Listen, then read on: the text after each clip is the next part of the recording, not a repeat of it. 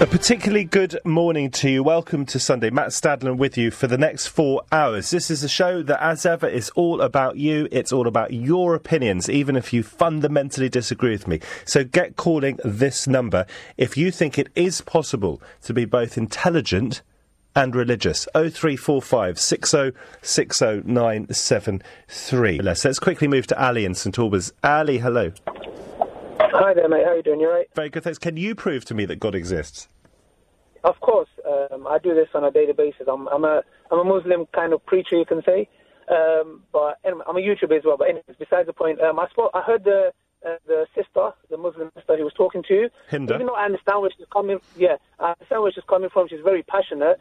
But I have to agree with you that there was not much evidence brought forth. It was maybe, like, bless her, but maybe more emotions. But me personally, like, you know, I believe I'm an intelligent person, and I believe in a creator. And reason being is because I understood you said that fairy tales, but to me, I believe the biggest fairy tales is to believe that nothing brought about something. So, like, I believe that's the biggest fairy tale that you could ever believe. So we know there was a Big Bang and the universe began to exist. So therefore, something must have caused it. So we believe in cause and effect. So if there's a cause, if there's an effect, there has to be a cause behind it. So, Ali, let me ask you this then. If you believe in God as you do, if you believe in Allah as God, as the all-powerful, the almighty, who created Allah? Who created your God? Okay, so that's a question that we get asked a lot when we have discussions. So, for example, well, first we need to build on the premise that do you accept that a creator exists, so we can move on to this question. I obviously don't accept that your creator exists, but you do. And okay. you said to me that if you believe that life began from nothing, well, what happened before that? How do you explain nothing? I'm asking you. You believe in a God. You believe in an intelligent designer. Who created the designer? Who created God? Okay, so basically when I have a discussion with atheists, we come to the point of nothing can create something. So from nothing, nothing comes. So there has to be a prime cause. Now, going back to who created the creator, it's a question, for example, let me put it like this. If I said to you that I'm going to shoot a ball, and in order for me to kick that ball, I have to ask the person behind me. And then the person has to ask the person behind me. If this goes on forever, would I ever get to kick the ball? So now you might say, Ali, what are you talking about football? I'm here asking you who created the creator. Now, this is the same question. If God Almighty had the creator, he would not be God Almighty. What we believe is that he does not have a beginning and he does not have an end. So do you see where I'm coming from? Because if God had a creator, then who created that God that created that God? Then we would go on forever. Well, exactly. And that's the problem. You see, you're faced with a similar problem to the problem with which you challenge me as someone who believes in science as an explainer of how we came about. And in fact, someone like Dawkins would say it's a wonderfully beautiful thing indeed that life began from nothing, that it started from nothing. You certainly haven't convinced me yet, Ali. I'm sure others will come to your aid, but it was rather poetically put. And I like the analogy of kicking a football, given how close we are to the World Cup. Ali in St Albans, thank you very much indeed for giving it a try. Ali thinks that the all-powerful creator is an explanation for the beginning of life, because by having an all-powerful entity, that doesn't require in itself an initiator, a beginning. The all-powerful creator, simply because he's all-powerful, if we assume he's a he, doesn't require having been created himself. That's how Ali would put it. That's how Ali gets round this paradox, this very tricky question that we all should spend a little bit of time, I think, from time to time thinking about. 0345 60 60 973. So we will be able to create pretty much human robots. Does that mean that we are God? No, it doesn't. The fact that we are so sophisticated ourselves, does that mean that had to be a God in the first place? No, not if you believe science. We came from amoebas or wherever we came from. And the Big Bang does, or is supposed to explain how our universe came into existence.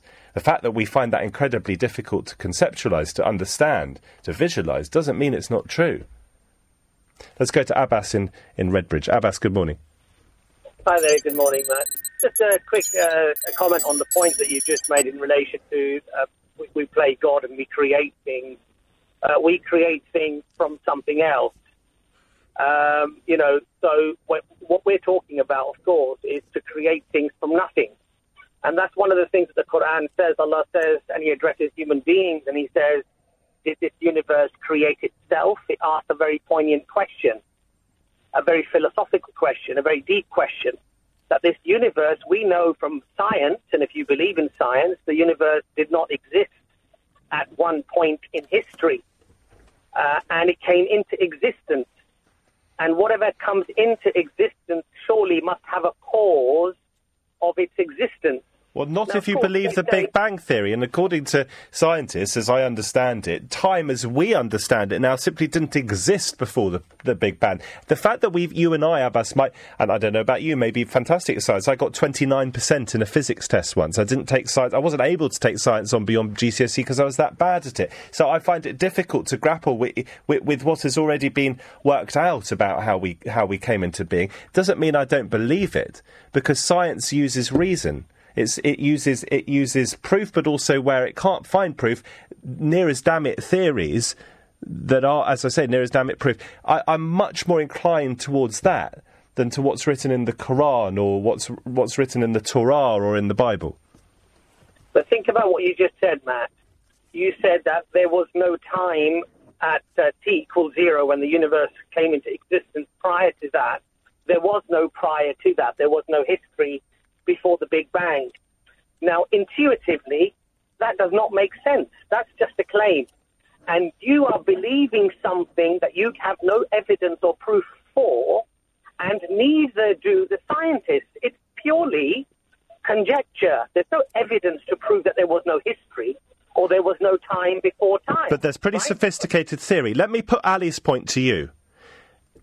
Ali says, in answer to my question, if you think that there has to be a divine creator, if there has to have been intelligent design, I say to you, well, what happened before your intelligent creator? What happened before God? Who created God? That's the question that Dawkins would be asking you right now. Ali's answer to that is you don't need to have a creator of a divine creator because the divine creator is divine. That doesn't answer the question to me. Does it answer the question for you? Well, look, the way I look at it, I believe that there has to be a cause of the universe. And I believe that whatever that first cause is cannot have a cause. If the first cause has a cause, then there is no universe. But that doesn't make sense to me. If you think that the universe needs to have had a creator of some sort or a cause, why doesn't the cause of the cause require a cause? Because you have the problem of infinite regress.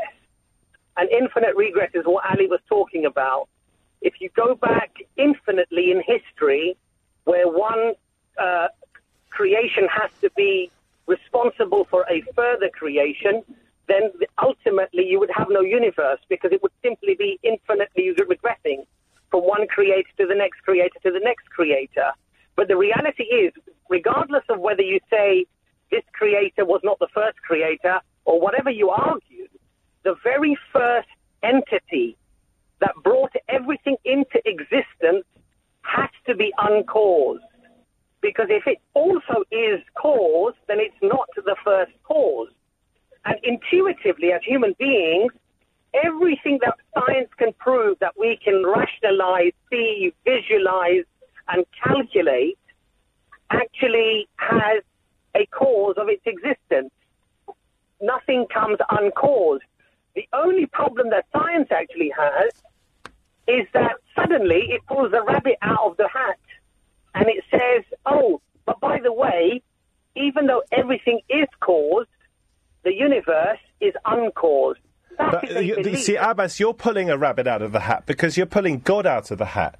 You're saying that the universe requires a cause, so the universe requires a creator, but the creator doesn't require a cause. And you haven't convinced me with your theory that you're right. But fascinating to get your perspective, Abbas, in Redbridge, sounding so intelligent there as a believer that I'm beginning to sound or feel myself to be a rather stupid non-believer.